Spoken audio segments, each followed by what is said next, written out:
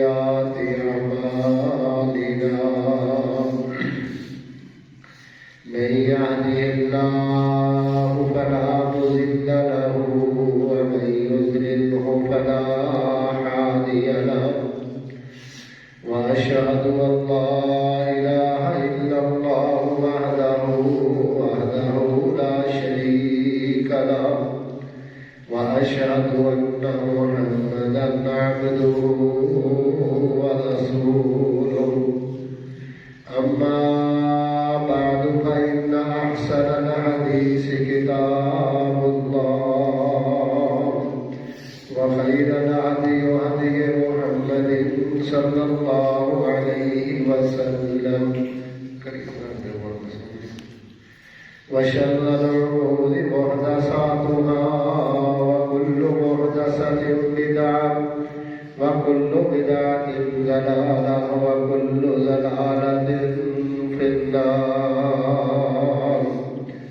اللهم صل على محمد وعلى آل محمد كما صليت على إبراهيم وعلى آل إبراهيم إنك حميد مجيد. اللهم بارك على محمد وعلى آل محمد كما باركت على إبراهيم وعلى آل إبراهيم إنك حميد مجيد. أرسله الله بالحق بشيرا ونذيرا بين يدي الساعة من يطع الله ورسوله فقد رشد واهتدى ومن يعص الله ورسوله فقد ضل وغوى فإنه لا يضر إلا نفسه ولن يضر الله شيئا. أما بعد فأعوذ بالله من الشيطان الرجيم. بسم الله الرحمن الرحيم. واعبدوا الله ولا تشركوا به شيئا وبالوالدين إحسانا وبذي القربى واليتامى والمساكين والجار ذي القربى والجار الجنب والصاحب بالجنب وابن السبيل وما ملكت أيمانكم إن الله لا يحب من كان مختالا فخورا. صدق الله العظيم وبلغنا رسوله النبي الكريم. اللہ رب العزت جو کہ کل کائنات کا مالک اور خالق ہے، اس کی حمد و ثنا، درود و سلام امام الانبیاء سید الانبیاء آقائے نامدار جناب محمد رسول اللہ صلی اللہ علیہ وآلہ وسلم پہ آپ کے تعداد کے حد و حساب. عام طور پہ یہ بات کہی جاتی ہے کہ انسان کے ذمے دو حق ہیں. ایک اللہ کا حق ہے جسے حقوق اللہ کہا جاتا ہے، اور دوسرا بندوں کا حق ہے جسے حقوق العباد کہا جاتا ہے. حقوق اللہ اس کے بارے میں یہ بھی کہا جاتا ہے کہ اگر اللہ تعالیٰ چاہے تو اس کو معاف کر دے، لیکن جو بندوں کا حق ہے وہ ہرگز اللہ تبارک و تعالیٰ معاف نہیں کرے. تو یہ بڑا حساس مسئلہ ہے حقوق العباد، جس سے آج مسلمان جو ہے وہ غافل ہو چکا ہے. اس کی ایک مثال سے آپ اندازہ لگائیں کہ حقوق العباد کو پورا کرنا کتنا اہم ہے، کتنا ضروری ہے. کہ نبی پاک صلی اللہ علیہ وسلم نے فرمایا جب بندہ کسی سے قرض لیتا ہے یا کسی سے کوئی سودا خرید لیتا ہے ادھار پہ، اب اس کے ذمے قرض ہو جاتا ہے تو اس قرض کا اتارنا اس کے لیے ہر صورت لازم ہے، کیونکہ یہ بندوں کا بندوں کے حق ہے، یہ اس آدمی کا حق ہے جس کو آپ نے ادا کرنا ہے۔ اب آپ نماز پڑھے، تہجد پڑھے، روزے رکھے، زکوٰۃ ادا کرے، حتیٰ کہ اللہ کے رسول صلی اللہ علیہ وسلم نے فرمایا میدان جہاد میں جائے، جا کے جہاد کرے، لڑائی کرے، اللہ کے راستے میں اپنا مال بھی لگا دے، اپنی جان بھی لگا دے۔ اس سے بڑی نیکی تو کوئی نہیں نا کہ انسان اپنی جان ہی اللہ کے راستے میں لگا دے، وہاں پہ وہ شہید کر دیا جائے۔ تو اس کے متعلق تو یہ آتا ہے کہ جو شہید ہو جاتا ہے اس کے سارے گناہ اللہ تبارک و تعالیٰ معاف فرما دیتا ہے۔ لیکن ذرا حقوق العباد کا آپ دیکھیں کہ کتنا ضروری ہے یہ سبجیکٹ، کہ فرمایا اگر شہید ہونے والا اس نے کسی بندے کا قرض دینا ہے تو اس کا قرض جو ہے نا اس کو معاف نہیں ہوگا۔ فرمایا وہ شہید بھی ہو جائے، جتنا بھی نیک بن کے موت ہو جائے، جب تک اس کا قرض ادا نہیں کیا جاتا وہ بندہ جو ہے نا اللہ کے ہاں چھٹکارا حاصل نہیں کر سکتا۔ اس کی دو ہی صورتیں ہیں، یا تو اس کے ورثہ اس کو ادا کر دے۔ بعض لوگ یہ کہتے ہیں نا جی ہم نے کون سا قرض لیا تھا، ہمارے باپ نے لیا تھا، ہمارے دادا نے لیا تھا، ہمارے بھائی نے لیا تھا، ہمارے بیٹے نے لیا تھا، ہم ذمہ دار نہیں۔ لیکن یہ کتنا ضروری ہے۔ نبی پاک صلی اللہ علیہ وآلہ وسلم کا دور ہے، ایک بندہ فوت ہو گیا، اللہ کے رسول صلی اللہ علیہ وسلم نے اس کی نماز جنازہ پڑھائی، اس کو دفنا دیا گیا۔ ویسے تو عام معمول تھا اللہ کے رسول کا کہ آپ پہلے پوچھتے تھے کہ اس کے ذمہ قرض تو نہیں، اگر قرض ہوتا پھر آپ پوچھتے کہ کیا اس کی جائیداد اتنی ہے کہ قرض ادا کیا جا سکے۔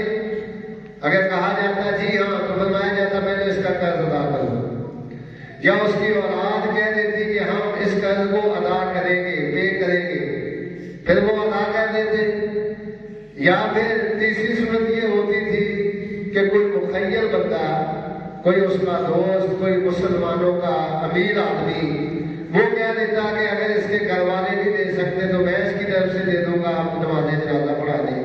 تو پھر سرور کائنات جناب محمد رسول اللہ صلی اللہ علیہ وسلم اس کی نماز جنازہ پڑھاتے تھے۔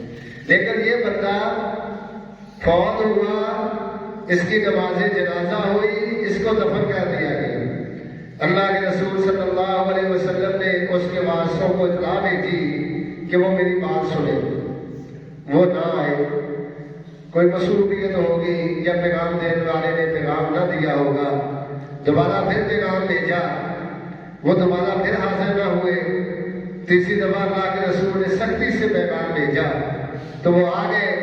تو اللہ کے رسول نے فرمایا بھائی تمہارا جو والد فوت ہوا ہے نا اس کے ذمہ قرض تھا اور اس نے قرض ادا کیے بغیر وہ فوت ہو گیا، اس کا قرض ادا کرو۔ اور پھر نبی پاک صلی اللہ علیہ وسلم نے فرمایا کہ اس کے قرض کی وجہ سے میں دیکھ رہا ہوں کہ قبر میں اس کو عذاب دیا جا رہا ہے۔ جب تک تم اس کو ادا نہیں کرو گے، اس کے ورثاء کو نہیں دو گے جو اس کے ذمہ قرض ہے، اس وقت تک اس کی خلاصی نہیں ہوگی۔ تو یہ حقوق العباد کا معاملہ ہے جس کے بارے میں کہا جاتا ہے کہ بندوں پہ حق ہے یہ اللہ تبارک و تعالیٰ اس وقت تک معاف نہیں فرمائیں گے جب تک تم اپنا معاملہ صاف نہ کرو۔ تو یہ بڑی اہم چیز ہے۔ انسان کو انسانی رویوں میں، لین دین میں، ایک تو ہے کہ مالی بدعنوانی، کسی کا مال دینا ہے، ایک ہے کہ آپ نے کسی سے زبردستی کی ہے، وہ غریب ہے، آپ نے اس کو غالب گلوچ کیا ہے، آپ سے اس نے وہ مارا تھا، اس کی فیملی کم تھی، وہ بدماش نہیں تھا، بدماش ہے، آپ بڑے ہیں، آپ کے پاس روپے پیسہ زیادہ ہے، طاقت زیادہ ہے، آپ نے اپنی طاقت کے گھمنڈ میں اس پہ ظلم کر دیا، اس کو تھانے کچہری میں نجائز کھینچا، نجائز اس کو تکلیف پہنچائی، نجائز اس کی بےعزتی کی، نجائز طور پہ وہ انسان جو ہے اس کے ساتھ ظلم کیا، اس کے بارے میں بھی سن لیں، حتیٰ کہ آپ نے اس کو غالب گلوچ کیا، حدیث میں آتا ہے قیامت کا دن ہوگا، ایک بندہ آئے گا، بڑی نمازیں لے کے آئے گا، بڑے روزے لے کے آئے گا، بڑے حج اور زکات صدقہ خیرات ڈھیر لگا ہوا ہوگا، اس کے نامہ اعمال میں اتنی نیکیاں ہوگی۔ صحیح حدیث ہے بخاری شریف، فرمایا وہ آئے گا نا، اتنی نیکیاں، سارے رجسٹر اس کے نیکیوں سے بھرے ہوئے، اس کو جنت میں جانے کا عقد کر دیا جائے گا، نیکیاں اتنی ہوگی۔ وہ جنت کی طرف چلے گا تو ایک مظلوم آئے گا، وہ کہے گا اللہ تو نے یہ فیصلہ تو کر دیا یہ جنت میں چلا جائے، اس نے تو میرے ساتھ ظلم کیا تھا۔ تو میں کیا ظلم؟ کہا اس نے مجھ کو گالی نکالی تھی۔ فرمایا جائے گا اس کا نیکیاں جو ہے نا، تھوڑی سی نیکیاں جو ان گالیوں کے برابر ہیں، وہ لے کے اس بندے کو دے دو۔ پھر وہ جنت کی طرف جانے لگے گا تو ایک اور آ جائے گا، اللہ اس نے مجھے مارا تھا، اس کا فیصلہ ہوگا، پھر اس کی نیکیاں اس کو دی جائے گی۔ پھر ایک اور بندہ آ جائے گا، وہ کہے گا اللہ اس نے نجائز مجھ پہ یہ ظلم کیا تھا، پھر اس کی نیکیاں لے کے اس کو دی جائے گی۔ کیونکہ بندے کی عادت ہوتی ہے نا، جو لڑاکا ہو وہ ہر ایک سے لڑتا ہے، جو گالیاں دیتا ہو وہ ایک کو گالیاں دیتا ہے، جو کسی کو تکلیف اور ایذا دیتا ہے وہ بہت سے لوگ اس کے ہاتھ سے تنگ ہوتے ہیں، تو ایک بہت بڑا مجمع لگ جائے گا، اس کی نیکیاں آخر میں ختم ہو جائیں گی۔ یہ حقوق العباد ہے۔ پھر بھی لوگ آ رہے ہیں، اس نے لوگوں کو اس قدر تنگ کیا ہے، پھر بھی لوگ آ رہے ہیں، اس کے رشتے دار آ رہے ہیں، غیر آ رہے ہیں۔ فرمایا پھر ان کے گناہ جو ہے نا اس کے سر پہ لانے جائیں گے۔ حدیث میں آتا ہے وہی بندہ جو چند لمحے پہلے جنت کو جا رہا تھا، پھر اس پیدائش میں سکما تو دیا پھر نال، پھر اس کو جہنم میں بھیج دیا جائے۔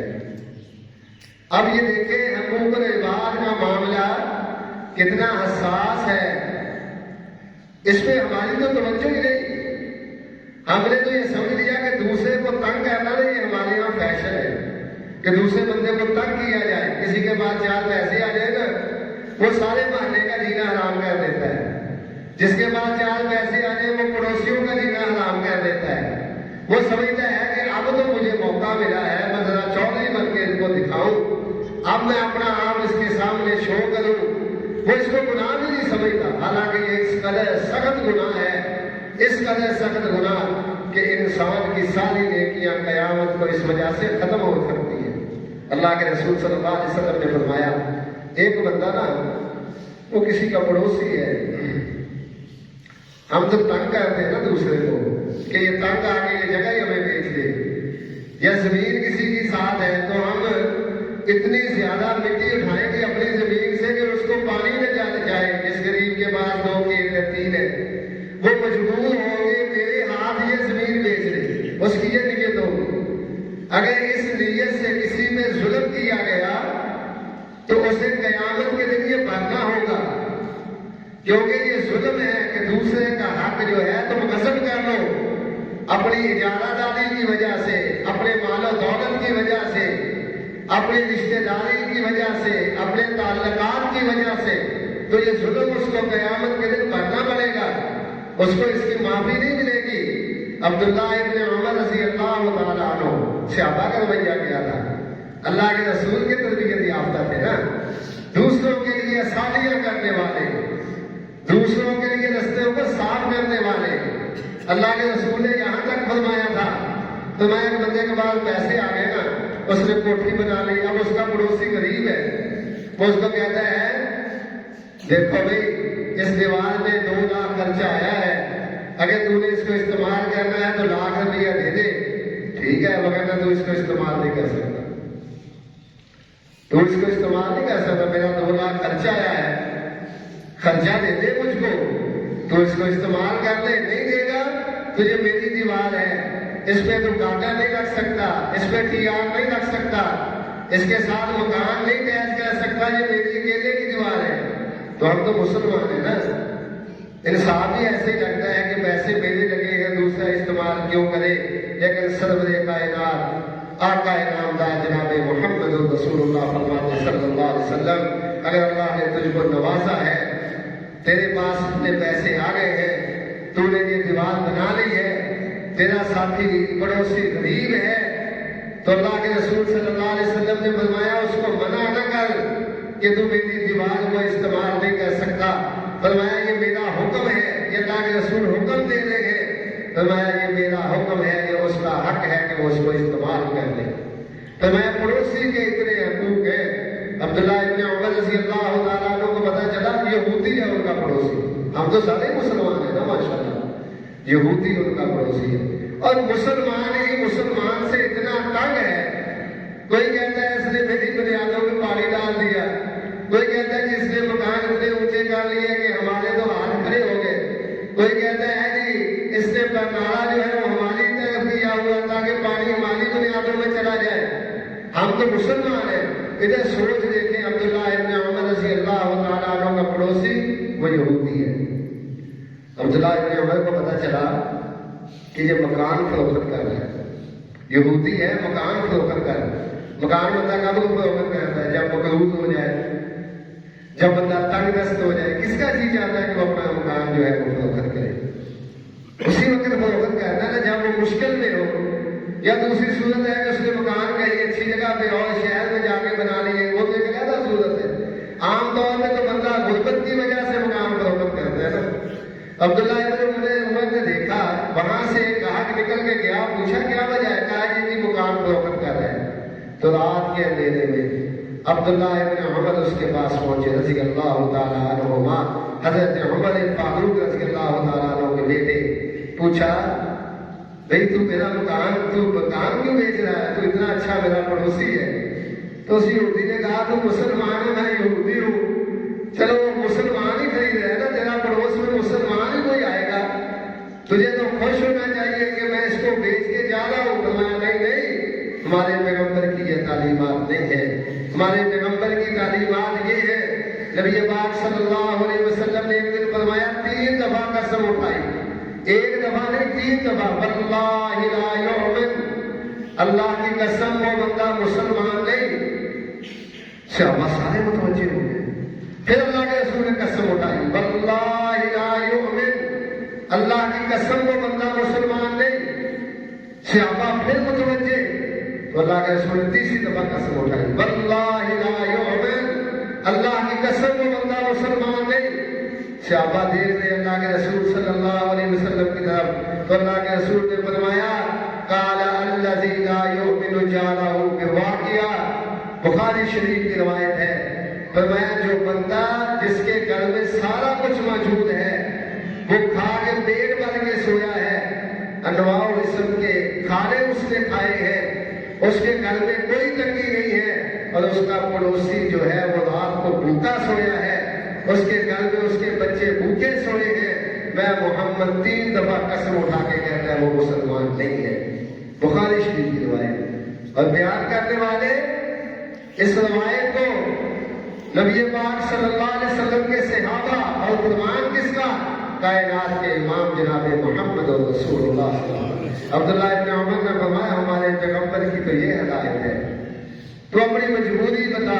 اس نے کہا کیا مجبوری بتاؤ؟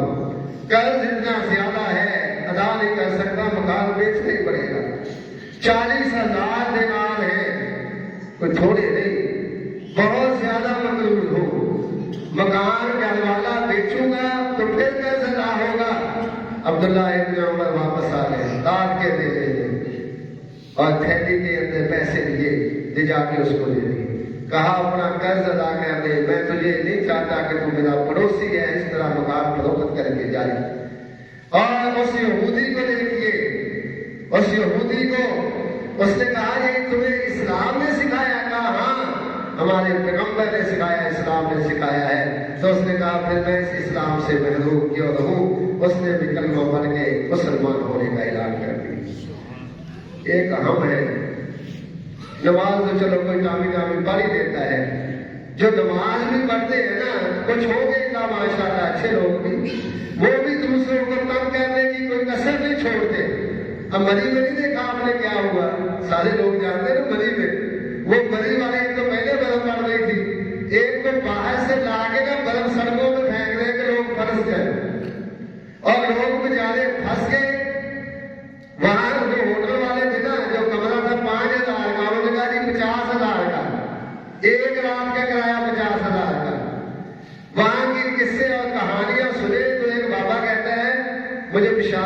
تھا، میں نے منتیں سماجنے کی ان کی، یار مجھے پیشاب کر لینے دو باتھ روم میں. انہوں نے کہا جی 20,000 روپیہ دے دو. 20,000 دو، ہم تمہیں رہائش دیں گے، پھر پیشاب کرنے کی اجازت ہوگی. یہ وہ مسلمان ہے جس سے اقبال نے کہا تھا نا، اصل میں تم ہو نصارہ تو تمدن میں حرود. یہ وہ مسلمان ہے جنہیں دیکھ کے شرمائے یہود. یہ مسلمان ہے، یہ مسلمانی ہے، یہ اسلام ہے. اللہ کے رسول جناب محمد رسول اللہ صلی اللہ علیہ وسلم کی تعلیمات سے ہم پیچھے ہٹ گئے، اتنا پیچھے ہٹ گئے. حضرت ابو ہریرہ رضی اللہ تعالیٰ عنہ بیان فرماتے ہیں، پہلے دور میں فرمایا نا لوگوں کو احساس اتنا پیدا ہو گیا تھا. فرمایا ایک بندے نے زمین خریدی، بخاری شریف کی یہ روایت ہے، وہ قصہ کہانی نہیں، کسی سے زمین خریدی اس نے. جب زمین خریدی نا، قبضہ لے لیا، پیسے ادا کر دیے، زمیندار اس نے شروع کر دیا. ایک دن وہاں پہ وہ کوئی مکان تعمیر کرنے لگا، کوئی چیز بنانے لگا، اس نے کھدائی کی تو نیچے سے نا سونا نکل آیا. کسی نے نا گھڑے کے اندر چھپایا ہوا تھا سونا نیچے. اب جب سونا نکلا نا تو اس نے سوچا یہ سونا تو میرا نہیں ہے، میں نے تو زمین خریدی ہے، یہ سونا تو پرانے بندے کا ہی ہوگا جو پرانا مالک تھا. وہ اس کے پاس گیا، اس نے کہا بھی جو میں نے تم سے زمین خریدی تھی نا اس سے خزانہ نکل آیا ہے.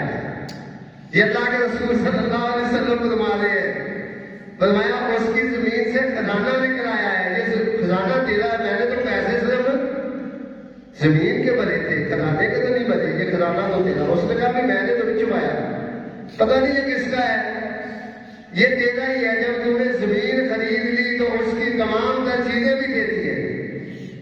اب ان کے درمیان جھگڑا ہو گیا. وہ کہتا ہے یہ خزانہ تیرا ہے، وہ کہتا ہے یہ تیرا ہے. یہ مسلمانی تھی. ہم مسلمانی سے لاکھوں میل فاصلے پہ ہیں، لاکھوں میل. ہماری سوچ یوں سمجھ لے کہ ہم جنت کے راستے پہ نہیں، جہنم کے راستے پہ ہیں. ہماری منزل اسلام آباد کو جانا ہوگا تو اسلام آباد کی طرف نہیں، ہم کراچی کی طرف جا رہے ہیں. الٹے قدم مشرق میں جانا تھا، مغرب کی طرف جا رہے ہیں. اتنی ہماری سوچوں میں فرق ہے. وہ کہہ رہا ہے یہ تیرا خزانہ ہے، وہ کہہ رہا ہے یہ تیرا خزانہ ہے. تو ابو ہریرہ فرماتے ہیں سرور کائنات جناب محمد رسول اللہ صلی اللہ علیہ وسلم فرمایا وہ قاضی کے پاس چلے گئے، یہ جھگڑا لے کے جج کے پاس چلے گئے. جج نے فیصلہ یہ دیا دونوں کی بات سننے کے بعد کہ اس میں سے کچھ مال صدقہ خیرات کر دو، اور فرمایا تم اپنے بچے اور بچی کا آپس میں رشتہ کرو اور یہ خزانہ اس کے حوالے کر دو اور وہ صدقہ خیرات کرو. یہ سوچ تھی ان کی کہ اسلام نے یہ ہدایت دی تھی مسلمانوں کو. اللہ کے رسول صلی اللہ علیہ وسلم نے اس معیار پہ چھوڑا تھا، ہم اس معیار سے بہت پیچھے ہٹ گئے. اللہ کے رسول صلی اللہ علیہ وسلم کا دور ہے. ایک بندہ آیا، اس نے کہا اللہ کے رسول انا رجل قال یا رسول اللہ صلی اللہ علیہ وسلم، کہنے لگا اللہ کے رسول صلی اللہ علیہ وسلم ان فلانتا ذکروا من کثرت صلاتها وصيامها وصدقاتها. اللہ کے رسول ہمارے محلے میں ایک عورت ہے، بڑی نمازیں پڑھتی ہے، بڑے روزے رکھتی ہے، بڑا صدقہ خیرات کرتی ہے. غریب لوگ کو خالی اس کے گھر سے نہیں جاتا، صدقہ خیرات خزانے کے منہ بھی اس نے کھولے ہوئے. رمضان آتا ہے تو روزے رکھتی ہے، نفل روزے بھی کثرت سے رکھتی ہے، نمازیں بھی، فرض نمازیں بھی، تہجد بھی پڑھتی ہے، قرآن کی تلاوت بھی کرتی ہے. لیکن اس میں ایک خامی ہے. فرمایا کیا خامی ہے؟ فرمایا توزی بلسانہا جیرانہا، سارا محلہ اس کی زبان سے تنگ ہے، محلے والوں کو گالیاں دیتی ہے، محلے والے سارے ہاتھ کھڑے کرتے ہیں اس بیوی کے ساتھ کوئی پنگا نہ لے، وغیرہ یہ ہمیں گھر تک چھوڑ کے آئے گی، پورے پنڈ میں ہمیں نشر کر دے گی. یہ اس میں خراب خامی ہے، باقی ساری اس کی صفات ہے. تو اللہ کے رسول صلی اللہ علیہ وسلم نے فرمایا، حدیث صحیح حدیث، اللہ کے رسول صلی اللہ علیہ وسلم نے فرمایا کوئی اللہ کے رسول نے دوسرا تیسرا سوال نہیں کیا، کوئی اللہ کے رسول نے اس میں عذر نہیں تراشا، صاف صاف کہا ہی فی النار، وہ جہنمی عورت ہے. اس کی نماز بھی گئی، اس کے روزے بھی گئے، اس کا صدقہ خیرات بھی گیا. سارا کچھ اس کا چلا گیا. پھر تذکرہ کرنے والے نے تذکرہ کیا ان فلانۃ قلت صلاتھا وصیامھا وصدقاتھا توزینھا غیر جیرانھا.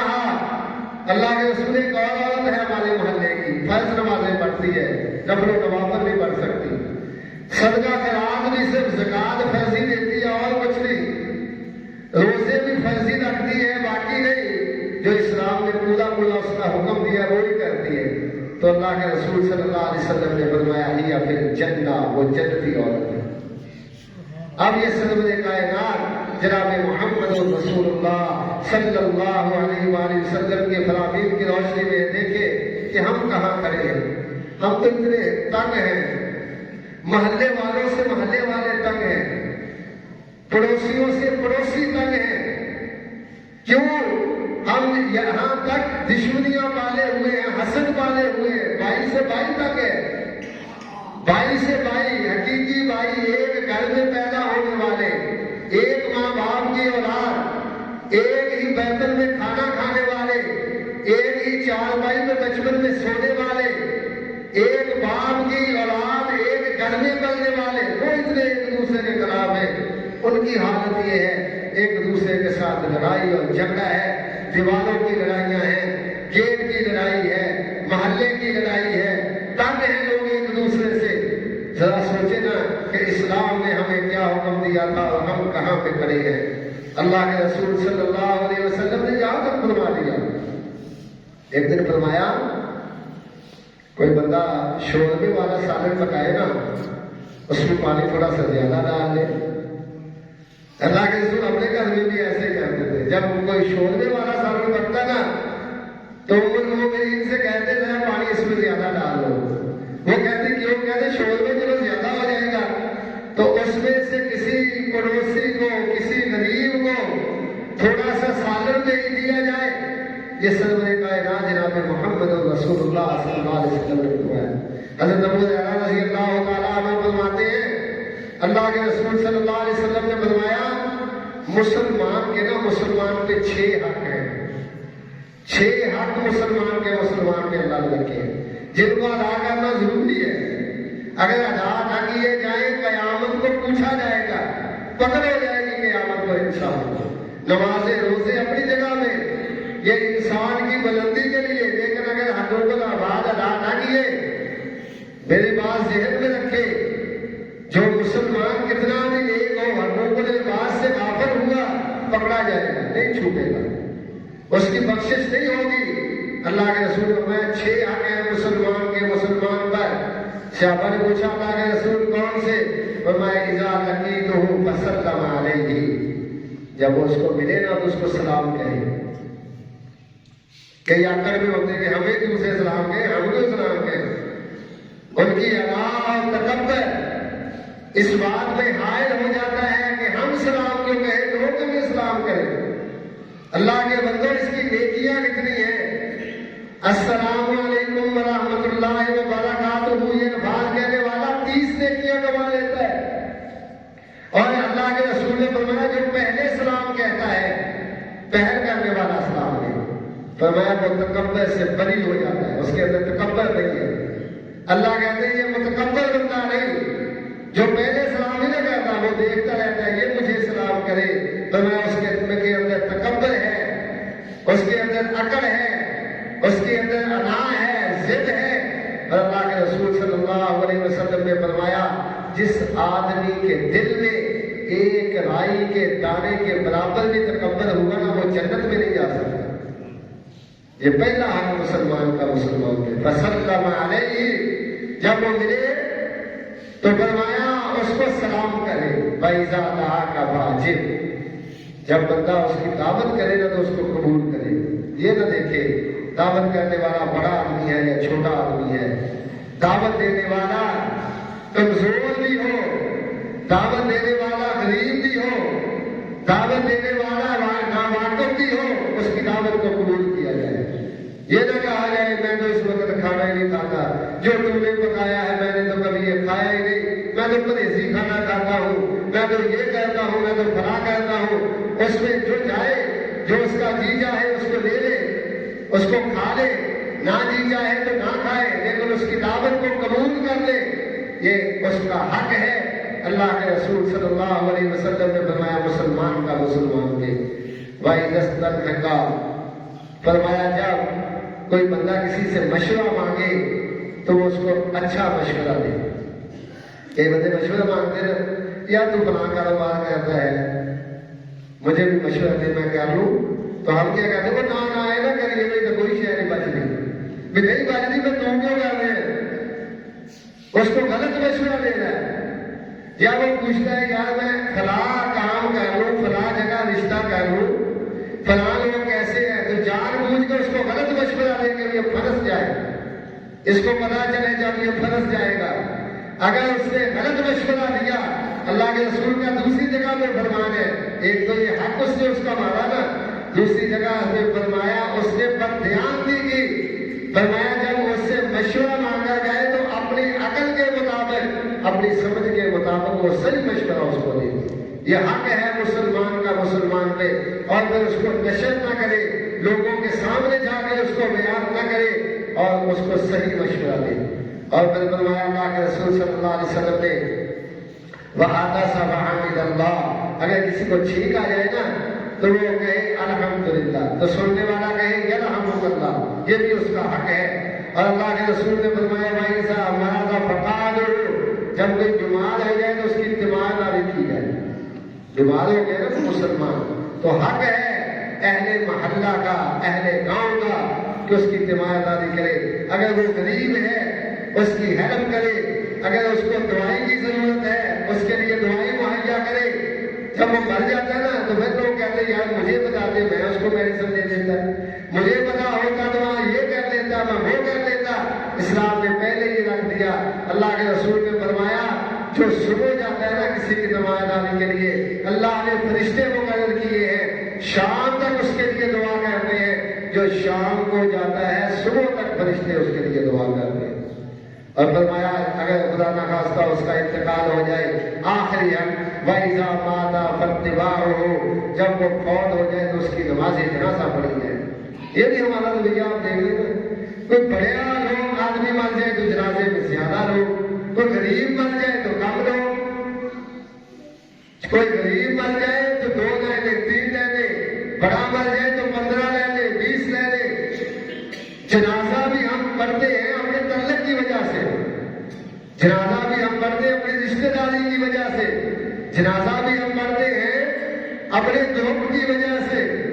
جنازہ پڑھنے کے لیے بھی ہم نے یہ میعاد رکھا ہوا ہے، جبکہ سرور کائنات جناب محمد رسول اللہ نے فرمایا نماز جنازہ پڑھنے والے کو 1 قرات ثواب ملتا ہے، تدبیر تک ساتھ رہنے والے کو 2 قرات ثواب ملتا ہے۔ صحابہ نے پوچھا اللہ کے رسول قرات کس کو کہتے ہیں؟ فرمایا ایک احد پہاڑ کو قرات کہتے ہیں۔ تو 2 احد پہاڑوں کا ثواب وہ بندہ لے کے آتا ہے جو جنازہ پڑھتا ہے، تدبیر تک ساتھ دیتے ہیں۔ تو یہ حق ہے مسلمان کا، مسلمان پہ جو سرور کائنات جناب محمد رسول اللہ صلی اللہ علیہ وسلم نے فرمایا۔ آج ہمارے دلوں سے نا یہ چیزیں نکل گئی، ہم نے تو اس کو گناہ نہیں سمجھا۔ کسی نے سڑک کے درمیان میں دیوار بنا لی، گزرنے والے تنگ، گورنمنٹ کی جگہ ہے جی رستہ بند کر دینا، پڑوسی کو تنگ کر دینا، یہ سارے ایسے گناہ ہیں جس سے بچا نہیں جا سکتا۔ ایک بندہ نہ آیا اللہ کے رسول کے پاس، کہ اللہ کے رسول میں اپنے پڑوسی سے بہت تنگ ہوں۔ پھر آیا کہا میں اپنے پڑوسی سے بڑا تنگ ہوں۔ تیسری دفعہ شکایت کی نا، آپ نے کہا اچھا تم ایسے کرو، اپنے گھر کا سامان نکالو باہر گلی میں رکھ دو، اس کے اوپر بیٹھ جاؤ سامان کے اوپر۔ اس نے گھر کا سارا سامان نکالا، اس کے اوپر بیٹھ گیا۔ اب جو گزرتا نا وہ پوچھتا ہے چودھری خیر ہے، سارا سامان کر کے بیٹھا، کدھر جا رہے ہیں؟ وہ کہتا نہیں میں اپنے پڑوسی سے بہت تنگ ہوں۔ تو لوگ نا 2-4 اس پہ لانتے بھیجتے، سنواتے سناتے گزر جاتے۔ اب وہ پڑوسی نے دیکھا جو گزرتا ہے اس کو بتاتا ہے میں اس سے بہت تنگ ہوں، یہ میرا پڑوسی ہے میں اس سے بہت تنگ ہوں۔ تو وہ تنگ آگے نا اللہ کے رسول کے پاس گیا، وہ پڑوسی اس کا، اس نے کہا جی میرے پڑوسی نے اچھا کام کیا ہے، وہ گھر کا سامان نکال کے باہر بیٹھا ہوا ہے، وہ جو بھی پوچھتا ہے وہ کہتا ہے میں پڑوسی سے تنگ ہوں، گزرنے والا مجھ پہ لانتے بھیجتا ہے۔ اب صلی اللہ کے رسول کے رسول نے کیا فرمایا؟ فرمایا تو نے کام لانتیوں والا کیا ہے تو لوگوں نے تجھ پہ لانتیں بھیجنی ہے۔ فرمایا وہ لوگ بھی لانتیں نہیں بھیج رہے، آسمان والا رب بھی تجھ پہ لانتیں بھیج رہا ہے۔ اس نے معافیاں مانگی، اس نے کہا جی اب معافی دے دو، اب معافی دے دو، اس کا سامان کسی طرح اندر کروا دو، دوبارہ شکایت کا موقع نہیں دوں گا۔ اللہ کے رسول نے اس کو پیغام دے دیا، سامان کر کے رکھ دیا۔ تو یہ لانتیوں والا کام ہے، راستہ بند کرنا، کسی کو ایذا پہنچانا، تکلیف پہنچانا، یہ لانتیوں والا کام ہے۔ پڑوسیوں کو تنگ کرنا یہ لانتیوں والا کام ہے۔ یہ میں نہیں کہہ رہا، مجھ پہ نہ غصے ہو جانا، ہم سبھی اس لائن پہ چلے ہوئے، ہم تو سمجھتے شاید یہ کچھ ثواب کا کام ہے کہ دوسرا تنگ ہو جائے گا تو یہ ثواب کا کام ہے۔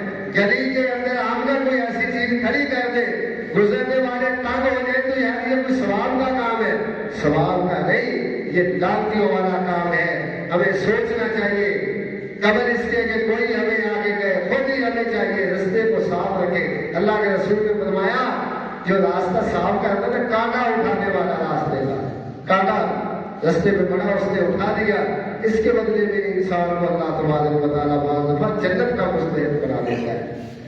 تو ہم ان چیزوں سے پیچھے آ گئے۔ جہاں حقوق اللہ ضروری ہے وہاں حقوق العباد بھی ضروری ہے۔ جب تک حقوق العباد پہ عمل نہیں ہوگا بندہ صحیح معنوں میں مسلمان نہیں بن سکتا۔ دعا ہے اللہ تبارک و تعالیٰ مجھے آپ کو جو سنا ہے اس میں عمل کرنے کی توفیق عطا فرمائے۔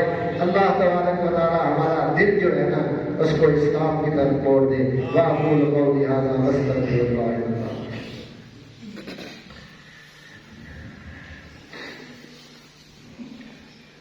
الحمد لله نحمده ونستعينه ونستغفره